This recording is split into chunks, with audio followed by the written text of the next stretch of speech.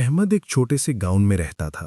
ذہین اور ہوشیار ہونے کے باوجود وہ اکثر چھوٹی چھوٹی چیزیں چوری کر لیا کرتا، جیسے پڑوسی کے پھل، کھلونے یا کتابیں، اور والدین اسے بار بار نصیحت کرتے، مگر احمد اپنی حرکتوں کا نقصان نہیں سمجھ پاتا تھا۔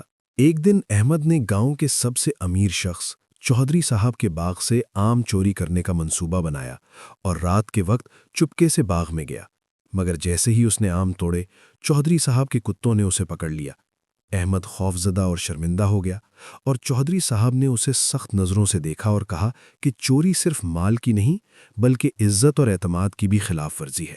احمد کو گاؤں والوں کے سامنے کھڑا کیا گیا اور سب کے سامنے اپنا جرم تسلیم کرنا پڑا۔ پھر اسے سزا کے طور پر گاؤں کی صفائی اور باغ کی دیکھ بھال کرنے، ہر دن بچوں کو ایمانداری اور نیکی کے بارے میں سبق دینے، اور چودھری صاحب کی کھیت میں بغیر اجازت کچھ نہ لینے بلکہ مدد کرنے کا حکم دیا گیا۔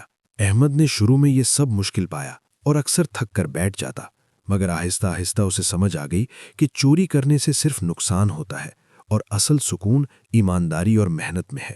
چند مہینوں بعد احمد نے اپنی غلطیوں سے سبق سیکھا اور قسم کھائی کہ وہ کبھی بھی چوری نہیں کرے گا۔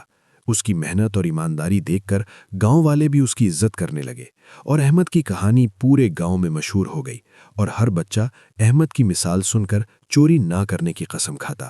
یوں احمد کی چوری کی عادت ختم ہوئی اور وہ ایک نیک، ایماندار اور محنتی بچہ بن گیا، جس نے سیکھا کہ دوسروں کے حقوق کا احترام ہی انسان کی عزت اور کامیابی کی بنیاد ہے۔